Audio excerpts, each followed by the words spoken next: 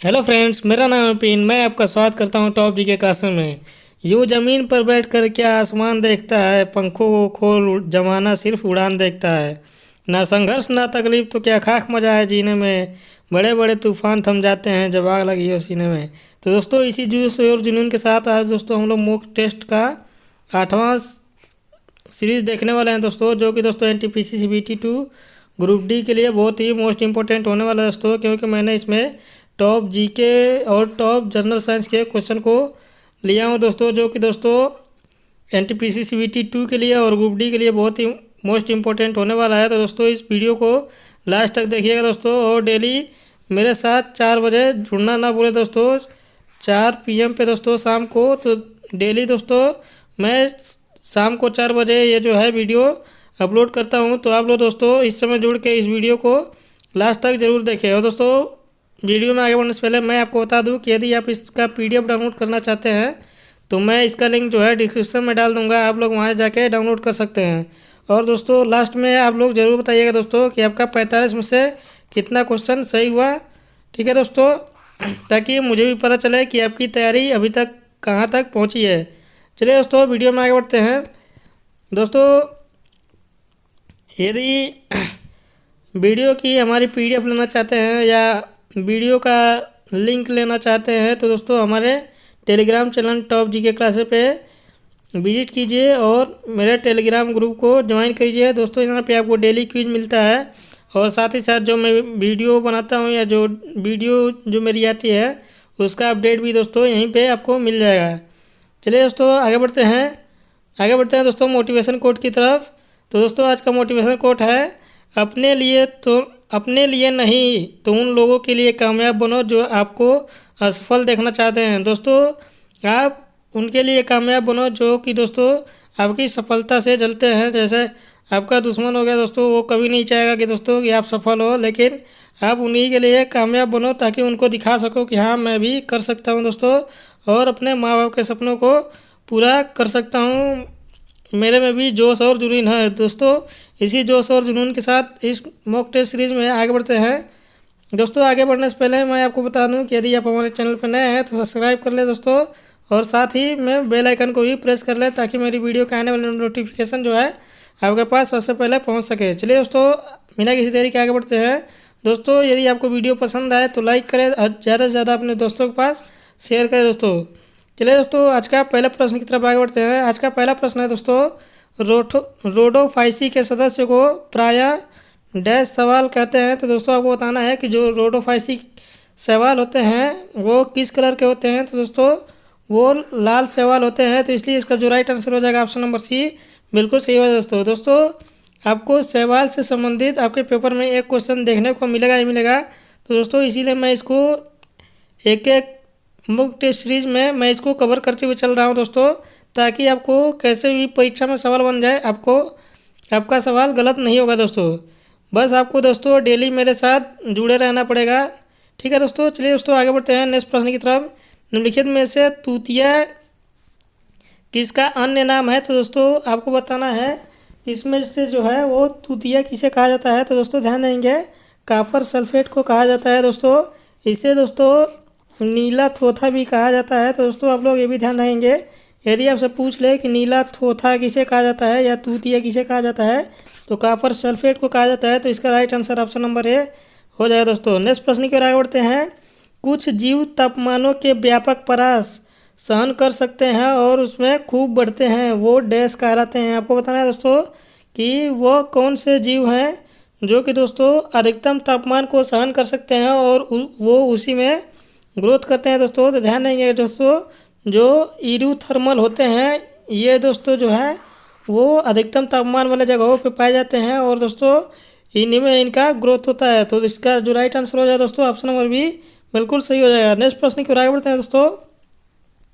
Thymus ग्रंथि द्वारा निर्मित हार्मोन का क्या नाम है, ये आपको बताना है दोस्तों।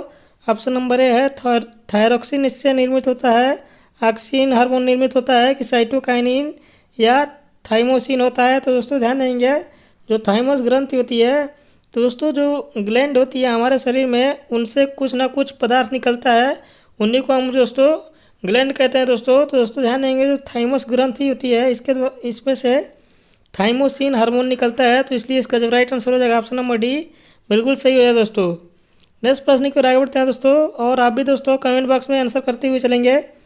नेक्स्ट प्रश्न है दोस्तों आज का, प्रकाश संश्लेषण क्लोरोफिल तथा डैश की उपस्थिति में होता है। तो दोस्तों ध्यान देंगे, जो प्रकाश संश्लेषण होता है उसमें क्या क्या किस किस चीज़ की आवश्यकता होती है दोस्तों। तो सबसे पहले जो पेड़ पौधे में जो क्लोरोफिल पाया जाता है पत्ती में दोस्तों, उसकी आवश्यकता होती है। और एक दोस्तों सूर्य की प्रकाश की आवश्यकता होती है।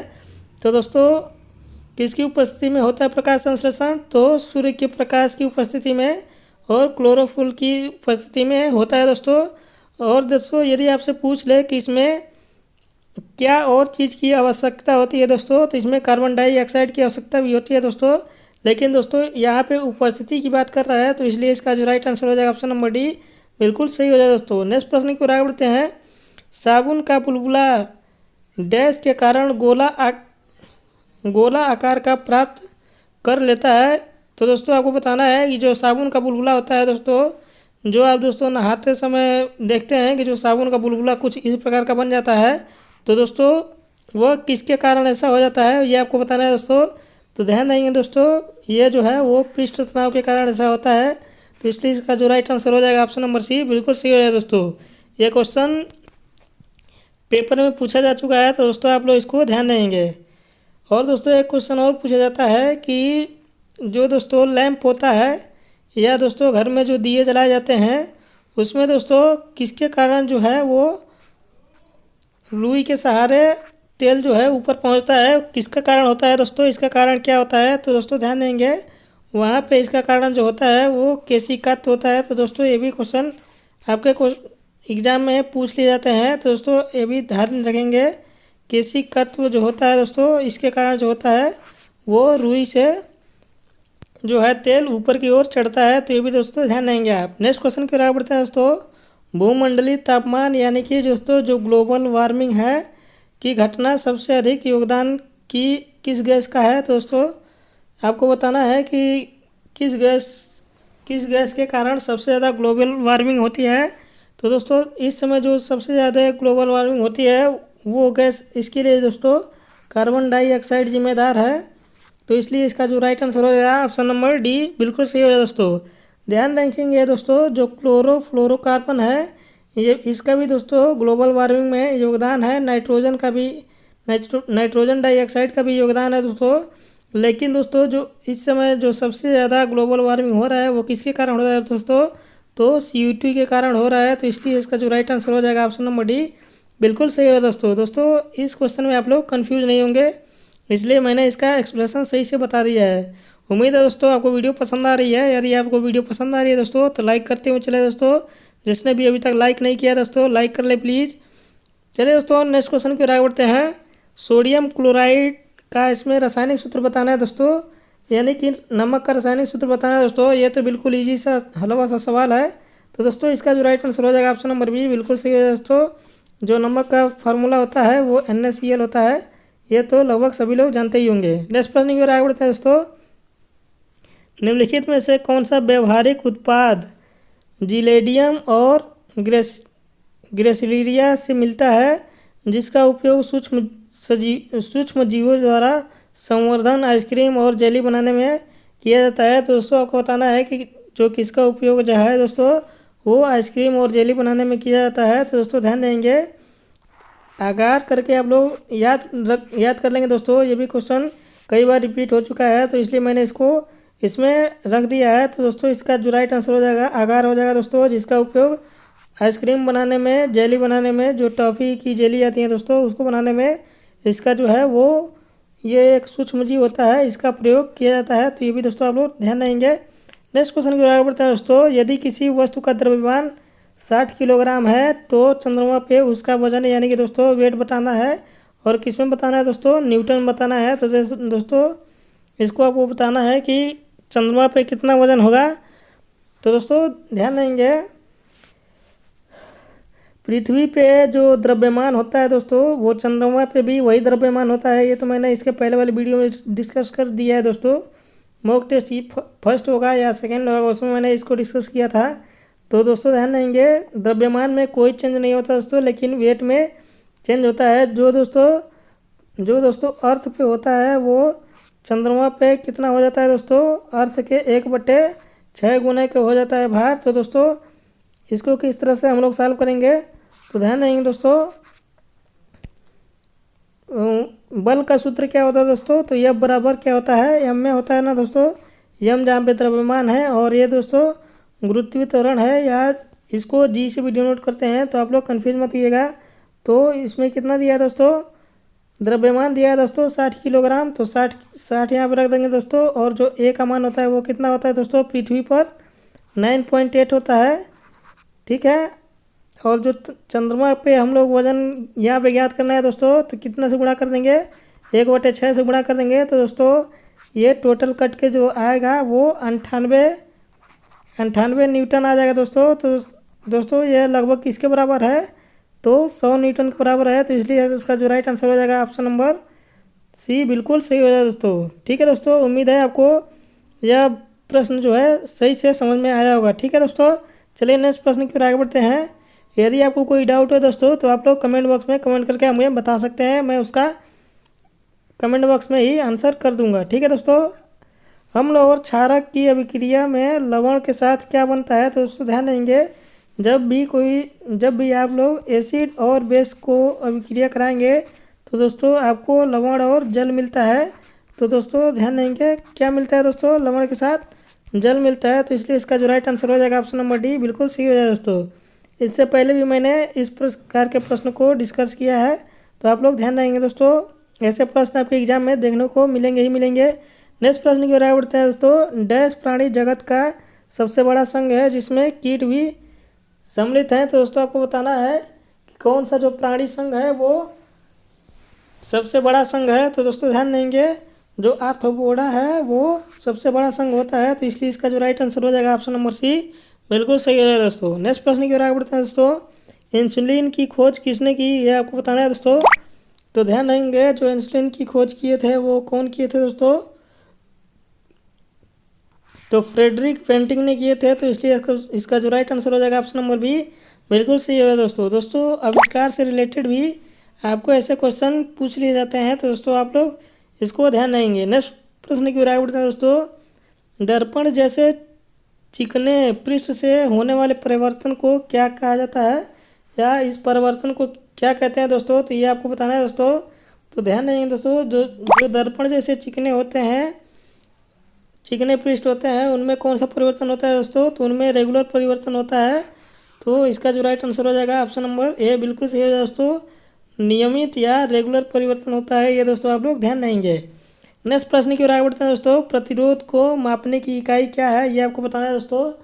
जो रेजिस्टेंस को मापने की इकाई है वो दोस्तों आप लोग ध्यान देंगे, जो रेजिस्टेंस को मापने की इकाई है दोस्तों उसे ओम कहते हैं। इसे इस तरह से, इसका सिंबल इस तरह से होता है दोस्तों, टोपी के आकार का, इससे इसको दर्शाते हैं। तो इसलिए इसका जो राइट आंसर हो जाएगा ऑप्शन नंबर ए, बिल्कुल सही हो जाएगा दोस्तों। नेक्स्ट प्रश्न की ओर आगे बढ़ते हैं दोस्तों। निम्नलिखित में से कौन सा मानव हृदय तक अशुद्ध रक्त पहुंचाता है, तो ये आपको बताना है दोस्तों कि जो मानव हृदय में इम्प्योर ब्लड को पहुंचाता है वो कौन सा होता है। तो वो दोस्तों ध्यान देंगे,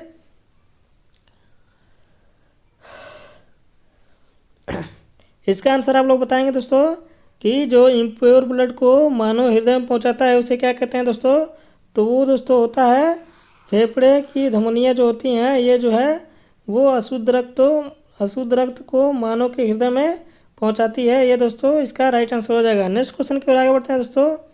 और दोस्तों ध्यान देंगे, जो शुद्ध ब्लड जाता है यानी कि दोस्तों प्योर ब्लड जाता है वो किसके थ्रू जाता है, तो वो महाधमनी के थ्रू जाता है। तो महाधमनी जो है वो उसका आंसर हो जाएगा। लेकिन दोस्तों इस प्रश्न का जो आंसर है वो ऑप्शन नंबर सी है, बिल्कुल सही हो जाएगा। चलिए दोस्तों नेक्स्ट प्रश्न की ओर आगे बढ़ते हैं। निम्नलिखित में से कौन एल्युमिनियम का अयस्क है, तो दोस्तों आपको बताना है कि इनमें से कौन सा जो एक है वो एल्युमिनियम का अयस्क है। तो दोस्तों ध्यान देंगे, जो क्रायोलाइट होता है वो एल्युमिनियम का अयस्क है। तो इसलिए इसका जो राइट आंसर हो जाएगा ऑप्शन नंबर बी, बिल्कुल सही हो जाएगा दोस्तों। यदि लेड का अयस्क पूछ ले तो लेड का अयस्क होता है दोस्तों गैलेना। लेड का जो सिंबल होता है दोस्तों वो पीबी होता है। सिनेबार किसका अयस्क होता है दोस्तों, तो सिनेबार जो होता है वो मरकरी का अयस्क होता है। ये भी दोस्तों आप लोग ध्यान देंगे, यहाँ से भी क्वेश्चन आपको देखने को मिलेंगे ही मिलेंगे और से रिलेटेड, तो इसको भी आप लोग ध्यान रखेंगे। नेक्स्ट क्वेश्चन की ओर आगे बढ़ते हैं दोस्तों। सरल लोलक एक दोलन पूरा करने में जितना समय लगता है उसे क्या कहते हैं दोस्तों? तो दोस्तों जो सरल लोलक होता है उसको यहाँ से यहाँ तक का समय पूरा करने में कितना समय लगता है उसको हम लोग क्या कहते हैं दोस्तों? तो उसको हम लोग दोस्तों आवर्त काल कहते हैं। तो इसलिए इसका जो राइट आंसर हो जाएगा ऑप्शन नंबर सी, बिल्कुल सही हो जाएगा दोस्तों। नेक्स्ट क्वेश्चन की ओर आगे बढ़ते हैं दोस्तों। धातु सोडियम हाइड्रोक्साइड से अभिक्रिया करके डैश उत्पन्न करती है। तो दोस्तों आपको बताना है कि जो मेटल है, मेटल के साथ अगर दोस्तों आप लोग सोडियम हाइड्रोक्साइड यानी कि NaOH का होल ट्राई से यदि अभिक्रिया कराएंगे तो उसमें से कौन सी गैस रिलीज होती है? तो दोस्तों ध्यान देंगे, इसमें से जो है दोस्तों वो हाइड्रोजन गैस रिलीज होती है। तो इसलिए इसका जो राइट आंसर हो जाएगा ऑप्शन नंबर डी, बिल्कुल सही है दोस्तों। दोस्तों ध्यान देंगे, यदि आप किसी भी मेटल को सोडियम हाइड्रोक्साइड से जो है अभिक्रिया कराएंगे, चाहे कोई भी मेटल हो दोस्तों, तो उसमें से हाइड्रोजन गैस ही निकलती है। तो ये भी दोस्तों आप लोग ध्यान रहेंगे। नेक्स्ट प्रश्न है दोस्तों, पादप कोशिका भित्ति मुख्यतः किससे बनी होती है? ये आपको बताना है कि जो प्लांट में जो कोशिका भित्ति बनी होती है वो किसके बनी होती है दोस्तों? तो वो सेल्यूलोज का बनी होती है। तो इसलिए इसका जो राइट आंसर हो जाएगा दोस्तों ऑप्शन नंबर सी, बिल्कुल सही हो जाएगा। नेक्स्ट प्रश्न की ओर आगे बढ़ते हैं। कोहरा, बादल और कुहासा डैश के उदाहरण है। तो दोस्तों आपको बताना है कि जो कोहरा होता है सर्दियों के मौसम में दोस्तों, जो कुहेसा होता है और जो बादल होते हैं ये किसके उदाहरण होते हैं? तो दोस्तों आपको ध्यान नहीं रखना है दोस्तों, ये एरोसॉल के उदाहरण होते हैं दोस्तों। तो इसलिए इसका जो राइट आंसर हो जाएगा ऑप्शन नंबर ए हो जाएगा दोस्तों। दोस्तों ध्यान देंगे, जो कुहेसा होता है या कोहरा होता है उसमें दोस्तों आपको गैस भी मिलेगा और जो है दोस्तों वो उसमें जो छोटे छोटे आपको अणु भी मिलते हैं दोस्तों, और उसमें दोस्तों वेपर भी मिलते हैं दोस्तों। इसको हम लोग इसके रूप को दोस्तों हम लोग क्या एक नाम से जानते हैं? एरोसोल के नाम से जानते हैं। तो इसलिए इसका जो राइट आंसर हो जाएगा ऑप्शन नंबर है, बिल्कुल सही हो जाएगा दोस्तों। नेक्स्ट प्रश्न की ओर आगे बढ़ते हैं दोस्तों। जब एक चींटी काटती है तो किस अम्ल का रिसाव होता है? तो दोस्तों आपको बताना है कि जो चींटी काटती है वो उसमें से किस अम्ल का रिसाव होता है या उसमें से कौन सा अम्ल निकलता है? तो वो फार्मिक अम्ल निकलता है दोस्तों। तो इसलिए इसका जो राइट आंसर हो जाएगा ऑप्शन नंबर बी हो जाएगा दोस्तों। दोस्तों ध्यान देंगे, कभी कभी फार्मिक अम्ल ना देकर मेथनोइक अम्ल दे देता है। तो दोस्तों आप लोग कंफ्यूज नहीं होंगे, ठीक है दोस्तों। जो फार्मिक अम्ल का नाम ही है दोस्तों, एक और नाम से इसे जानते हैं मेथनोइक अम्ल के नाम से जानते हैं। तो दोस्तों दोनों में से कोई भी एक ऑप्शन में दिया होगा उसको आप लोग सही टिक कर दीजिए दोस्तों। दोस्तों ध्यान देंगे, जो एसिटिक एसिड होता है ये किस में पाया जाता है दोस्तों? तो ये दोस्तों सिरका में पाया जाता है। तो ये भी दोस्तों आप लोग ध्यान देंगे, इससे रिलेटेड भी क्वेश्चन बन जाते हैं एग्जाम में। नेक्स्ट क्वेश्चन की ओर आगे बढ़ते हैं दोस्तों। इटाई इटाई नामक रोग बीमारी के लिए कौन सी धातु उत्तरदायित्व है? तो दोस्तों ये आपको बताना है कि दोस्तों किस धातु के कारण जो है वो इटाई इटाई रोग होता है। तो इसको आप लोग ध्यान देंगे दोस्तों, कैडमियम के कारण जो है दोस्तों इटाई इटाई रोग होता है, ठीक है दोस्तों। और दोस्तों आपको ये भी ध्यान रखना है कि पारे के, यदि आपसे पूछ ले दोस्तों कि पारा जो धातु है इसके कारण कौन सा रोग होता है? तो दोस्तों इसके कारण जो होता है वो होता है दोस्तों मिनीमाता रोग। तो ये भी आपसे पूछ लेता है दोस्तों कि मिनीमाता रोग किस धातु के कारण होता है? तो ये भी दोस्तों ध्यान देंगे, पारा के कारण होता है, ठीक है। नेक्स्ट क्वेश्चन की ओर आगे बढ़ते हैं दोस्तों। निम्नलिखित में से मानव शरीर की किस प्रणाली से नेफ्रॉन संबंधित है?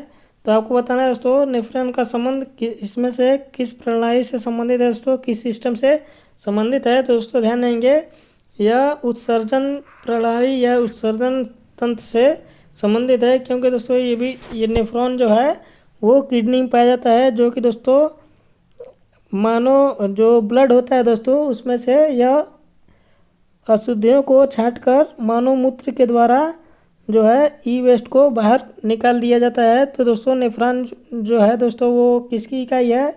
दोस्तों कई बार पूछ लिया गया है कि जो नेफ्रॉन है वो किसकी इकाई है, या तो दोस्तों ध्यान देंगे यह जो है वो किडनी की इकाई है। ये आप लोग ध्यान देंगे, जो किडनी की इकाई है वो कौन सी है दोस्तों? वो है दोस्तों मानो नेफ्रॉन जो है दोस्तों वो किडनी की इकाई है। ये आप लोग ध्यान देंगे, ये भी क्वेश्चन एग्जाम में आपको देखने को मिलते हैं। नेक्स्ट क्वेश्चन को आगे बढ़ते हैं दोस्तों। सूर्य की किरणों में कौन सा विटामिन प्राप्त होता है? तो दोस्तों आपको बताना है कि जो सूर्य का किरण जो होता है दोस्तों उससे हम लोग को कौन सा विटामिन मिलता है दोस्तों? तो उससे हम लोग को विटामिन डी मिलता है। तो इसलिए इसका जो राइट आंसर हो जाएगा दोस्तों ऑप्शन नंबर डी बिल्कुल सही हो जाएगा दोस्तों। दोस्तों ध्यान देंगे, जो विटामिन डी की कमी से कौन कौन सा रोग होता है दोस्तों? तो एक दोस्तों रिकेट्स होता है जो कि दोस्तों बच्चों में होता है। और दोस्तों यदि आपसे वयस्कों में पूछ ले तो दोस्तों उनमें जो होता है वो होता है ऑस्टियोमैलेशिया। तो दोस्तों आप लोग दोनों ध्यान रखेंगे, जो विटामिन डी की कमी से कारण जो हो कमी के कारण जो रोग होते हैं वो होते हैं रिकेट्स और ऑस्टियोमैलेशिया। ये दोस्तों दोनों आप लोग ध्यान देंगे, इससे भी क्वेश्चन आपको एग्जाम में देखने को मिलते ही हैं। दोस्तों ध्यान देंगे कि सूर्य से के कारण जो विटामिन डी मिलता है, तो ये नहीं कि दोस्तों आप लोग दिन भर धूप में खड़े रहें जिससे आपको विटामिन डी मिलेगा, ऐसा नहीं है दोस्तों। जो सूर्य का प्रकाश होता है जो सुबह में निकलता है दोस्तों, जो कि दोस्तों 6 से लेके 8 या 9 बजे तक का समय होता है दोस्तों, उसी से केवल आपको जो है वो विटामिन डी अधिकतर मात्रा मिल जाता है। बाकी दोस्तों दिन में भी मिलता है, लेकिन दोस्तों बहुत ही कम मात्रा में मिलता है, बहुत ही कम ना के बराबर मात्रा में मिलता है। तो इसलिए दोस्तों विटामिन डी लेना हो तो इसके लिए आप लोग पूरा दिन खड़ा मत रहिए, आपका शरीर दोस्तों सांवला पड़ जाएगा। क्योंकि दोस्तों जो धूप है दोस्तों वो उसके साथ आपका जो त्वचा में जो मेलेनिन पाया जाता है दोस्तों, उसके साथ अब गिरा करके जो है दोस्तों वो मेलेनिन की मात्रा बढ़ जाती है, जिससे आपका शरीर जो है दोस्तों वो सांवला दिखने लगता है। तो दोस्तों आप लोग केवल सुबह का ही धूप लीजिएगा। चलिए दोस्तों अब नेक्स्ट क्वेश्चन की ओर आगे बढ़ते हैं। और अब दोस्तों हम लोग जो जर्नल साइंस का जो है दोस्तों वो 25 क्वेश्चन आप डिस्कस कर चुके हैं। तो अब दोस्तों जनरल नॉलेज की क्वेश्चन की तरफ बढ़ते हैं और दोस्तों आप लोग इसका आंसर बताएंगे। और नेक्स्ट क्वेश्चन है दोस्तों, सिंधु घाटी सभ्यता का हड़प्पा नगर निम्नलिखित में से किस नदी के किनारे बसा हुआ है? तो ये दोस्तों ध्यान देंगे, जो सिंधु घाटी का हड़प्पा नगर है वो रावी नदी के किनारे बसा हुआ है। तो इसलिए इसका जो राइट आंसर हो जाएगा ऑप्शन नंबर ए बिल्कुल सही है दोस्तों। नेक्स्ट क्वेश्चन की राय बढ़ते हैं। पूर्व से पश्चिम की ओर बहने वाली नदी निम्नलिखित में से कौन सी है? ये आपको बताना है दोस्तों। तो दोस्तों ध्यान देंगे, इसका एक ट्रिक है समान, ठीक है दोस्तों, समानता। स से हो जाएगा दोस्तों सतलुज, और म से हो जाएगा दोस्तों माही नदी, और न से हो जाएगा दोस्तों नर्मदा नदी, और त से हो जाएगा दोस्तों ताप्ती नदी। तो दोस्तों ये जो चारों नदियां हैं वो पूर्व से पश्चिम की ओर बहती हैं। तो दोस्तों इनमें से कौन सा दिया है? नर्मदा दिया है। तो इसलिए इसका जो राइट आंसर रहेगा ऑप्शन नंबर सी बिल्कुल सही हो जाएगा दोस्तों। नेक्स्ट क्वेश्चन की आगे बढ़ते हैं दोस्तों। कामाख्या मंदिर किस राज्य में मुख्य पर्यटन स्थल है? ये आपको बताना है दोस्तों। तो दोस्तों ध्यान देंगे, जो कामाख्या माता मंदिर है वो कहाँ पर है दोस्तों? वो असम में है। और दोस्तों यहीं पे ध्यान देंगे दोस्तों, एक क्वेश्चन पूछा जाता है कि अम्बुबाची का मेला कहाँ पे लगता है? तो दोस्तों ध्यान देंगे, जो अम्बुबाची का मेला लगता है वो इसी मंदिर के पास लगता है दोस्तों, कामाख्या मंदिर के पास। तो दोस्तों ये भी बहुत ही फेमस क्वेश्चन है दोस्तों, ये तो रेलवे का बहुत ही फेवरेट क्वेश्चन है, इससे आपको देखने को मिलेंगे ही मिलेंगे। नेक्स्ट क्वेश्चन की ओर बढ़ते हैं दोस्तों। भारत में राष्ट्रीय आय की गणना कौन करता है? ये आपको बताना है दोस्तों। तो ध्यान रहेंगे, जो भारत में जो राष्ट्रीय आय की गणना करता है वो केंद्रीय सांख्यिकी संगठन के द्वारा किया जाता है दोस्तों। और इसका जो मुख्यालय है दोस्तों वो कहाँ पे है? तो वो दोस्तों कोलकाता में है। ये भी दोस्तों आप लोग ध्यान देंगे, ठीक है। नेक्स्ट क्वेश्चन की ओर आगे बढ़ते हैं दोस्तों। भारतीय मानक समय रेखा कहाँ से गुजरती है? तो दोस्तों ध्यान देंगे, जो भारतीय मानक समय रेखा है वो नैनी इलाहाबाद से या प्रयागराज से गुजरती है। तो इसका जो राइट आंसर हो जाएगा ऑप्शन नंबर डी बिल्कुल सही हो जाएगा दोस्तों। नेक्स्ट प्रश्न की ओर आगे बढ़ते हैं दोस्तों। भारतीय संविधान के अनुसार संपत्ति का अधिकार है, ये आपको बताना है दोस्तों। तो ध्यान देंगे, जो संपत्ति का अधिकार जो है वो कानूनी अधिकार के अंतर्गत आता है। और दोस्तों इसका अनुच्छेद कौन सा है? 300A है दोस्तों इसका अनुच्छेद। तो ये भी दोस्तों आप लोग ध्यान देंगे, इसका अनुच्छेद भी पूछ लिया जाता है। और दोस्तों ध्यान देंगे, इस संपत्ति के अधिकार को 44वें संविधान संशोधन के द्वारा जो है दोस्तों 44वें कॉन्स्टिट्यूशन अमेंडमेंट के द्वारा दोस्तों इसको जो है कानूनी अधिकार बना दिया गया और दोस्तों इसको 300A में रखा गया। तो दोस्तों आप लोग ये भी ध्यान देंगे, यदि आपसे पूछ ले कि संपत्ति का अधिकार को कानूनी अधिकार कब बनाया गया दोस्तों, तो 44वें संविधान संशोधन के द्वारा 1978 में बनाया गया था। तो ये दोस्तों ईयर भी याद रखेंगे। नेक्स्ट क्वेश्चन की ओर आगे बढ़ते हैं दोस्तों। निम्नलिखित में से कौन आर्ट ऑफ लिविंग के संस्थापक हैं, ये आपको बताना है दोस्तों। तो ध्यान देंगे दोस्तों, आर्ट ऑफ लिविंग के संस्थापक जो हैं वो श्री रविशंकर जी थे। तो इसलिए इसका जो राइट आंसर हो जाएगा ऑप्शन नंबर बी, बिल्कुल सही हो जाएगा दोस्तों। नेक्स्ट प्रश्न है दोस्तों, बुल एवं बियर्ड पद का उपयोग कहाँ होता है या कहाँ प्रयोग किया जाता है दोस्तों। तो ध्यान रखेंगे दोस्तों, जो बुल और बियर का प्रयोग किया जाता है यह जो है शेयर बाजार में किया जाता है। तो इसके लिए इसका जो राइट आंसर हो जाएगा ऑप्शन नंबर सी हो जाएगा दोस्तों। नेक्स्ट प्रश्न है दोस्तों, सिमलीपाल वन्य जीव अभयारण्य किस राज्य में स्थित है। तो दोस्तों ध्यान देंगे, जो सिमलीपाल वन्य जीव अभयारण्य है वो जो है दोस्तों उड़ीसा राज्य में स्थित है। तो इसलिए इसका जो राइट आंसर हो जाएगा ऑप्शन नंबर बी, बिल्कुल सही है दोस्तों। जिसने भी बी आंसर दिया है दोस्तों उसका बिल्कुल करेक्ट है। नेक्स्ट क्वेश्चन की ओर आगे बढ़ते हैं दोस्तों। नेक्स्ट क्वेश्चन है आज का, भारत सेवक समाज की स्थापना निम्नलिखित में से किसने किया। ऑप्शन नंबर ए है बाल गंगाधर तिलक, बी है लाला लाजपत राय, सी है चित्तरंजन दास और डी है दोस्तों गोपाल कृष्ण गोखले। तो दोस्तों ध्यान देंगे, जो भारत सेवक समाज की जो स्थापना किए थे वो किए थे दोस्तों गोपाल कृष्ण गोखले जी ने। तो इसलिए इसका जो राइट आंसर हो जाएगा ऑप्शन नंबर डी, बिल्कुल सही है दोस्तों। नेक्स्ट क्वेश्चन की ओर आगे बढ़ते हैं। सवाना घास के मैदान कहाँ स्थित हैं, यह आपको बताना है दोस्तों। तो मैंने आपको दोस्तों मॉक टेस्ट नंबर 5 या 6 में बताया है कि जो सवाना घास का मैदान है दोस्तों वो कहाँ पे है दोस्तों, बोत्सवाना अफ्रीका में है। तो दोस्तों इसलिए इसका जो राइट आंसर हो जाएगा दोस्तों ऑप्शन नंबर ए, बिल्कुल सही हो जाएगा दोस्तों। ध्यान देंगे, कभी कभी अफ्रीका ना देकर केवल बोत्सवाना देता है दोस्तों। तो दोस्तों आप लोग ये भी ध्यान देंगे कि जो सवाना घास का मैदान है वो बोत्सवाना अफ्रीका में है। तो दोस्तों इसलिए इसका जो राइट आंसर हो जाएगा ऑप्शन नंबर ए, बिल्कुल सही हो जाएगा। नेक्स्ट क्वेश्चन है दोस्तों, हमारी अर्थव्यवस्था में निम्नलिखित में से कौन सा केंद्रीय बैंक का कार्य नहीं है, यह आपको बताना है दोस्तों। तो दोस्तों ध्यान देंगे, जो केंद्रीय बैंक का कार्य होता है वो क्या होता है दोस्तों, विदेशी मुद्रा विनिमय में सौदा करना होता है। बैंकों का बैंक के रूप में भूमिका निभाना होता है, ये भी दोस्तों सही है। मुद्रा नीति नियंत्रण करना होता है, ये भी दोस्तों सही है। लेकिन दोस्तों जो सरकारी व्यय पर नियंत्रण करना होता है दोस्तों, ये दोस्तों हमारी अर्थव्यवस्था के केंद्रीय बैंक का कार्य नहीं है। तो इसलिए इसका जो राइट आंसर हो जाएगा दोस्तों ऑप्शन नंबर ए, बिल्कुल सही हो जाएगा। चलिए दोस्तों नेक्स्ट प्रश्न की ओर आगे बढ़ते हैं। नेक्स्ट प्रश्न है आज का, विश्व योग दिवस कब मनाया जाता है। तो ये तो दोस्तों सभी लोग जानते हैं, विश्व योग दिवस 21 जून को मनाया जाता है। तो इसलिए इसका जो राइट आंसर हो जाएगा दोस्तों ऑप्शन नंबर सी हो जाएगा। दोस्तों ध्यान देंगे, आपको दिवस से और उसके थीम से रिलेटेड आपके परीक्षा में एक क्वेश्चन देखने को ही मिलेंगे। तो दोस्तों हम लोग धीरे धीरे एक एक प्रश्न करके इसको सारे को कवर कर लेंगे, जो दोस्तों परीक्षा के दृष्टिकोण से मोस्ट इम्पोर्टेंट होगा। चलिए दोस्तों नेक्स्ट प्रश्न की ओर आगे बढ़ते हैं। सरदार सरोवर बांध किस नदी पर बनाया गया है, ये आपको बताना है। तो ध्यान देंगे दोस्तों, जो सरदार सरोवर बांध जो है वो नर्मदा नदी बनाया गया है। तो इसलिए इसका जो राइट आंसर हो जाएगा दोस्तों ऑप्शन नंबर बी, बिल्कुल सही हो जाएगा दोस्तों। नेक्स्ट प्रश्न की ओर आगे बढ़ते हैं। नेक्स्ट प्रश्न है दोस्तों, कराधान या टैक्सेशन किसका अंग है, ये आपको बताना है दोस्तों। तो ध्यान देंगे, इसका जो उपयोग किया जाता है दोस्तों वो राजकोषीय नीति में किया जाता है। जो दोस्तों कॉमर्स से जो पढ़ते हैं दोस्तों वो इसका उपयोग करते हैं। तो दोस्तों ध्यान देंगे, जो टैक्सेशन है वो राजकोषीय नीति का एक अंग है। तो इसलिए इसका जो राइट आंसर हो जाएगा दोस्तों ऑप्शन नंबर बी हो जाएगा। नेक्स्ट क्वेश्चन की ओर आगे बढ़ते हैं दोस्तों, वायुमंडल में ओजोन गैस कहाँ पाई जाती है, ये आपको बताना है दोस्तों। तो ध्यान देंगे, जो वायुमंडल में ओजोन गैस पाई जाती है वो जो है समताप मंडल में पाई जाती है। तो इसलिए इसका जो राइट आंसर हो जाएगा दोस्तों ऑप्शन नंबर सी हो जाएगा दोस्तों। ओजोन से भी संबंधित एक क्वेश्चन आपको पेपर में देखने को मिलते हैं। अब तो दोस्तों ओजोन से रिलेटेड लगभग हम लोग सारे प्रश्नों को कवर कर चुके हैं।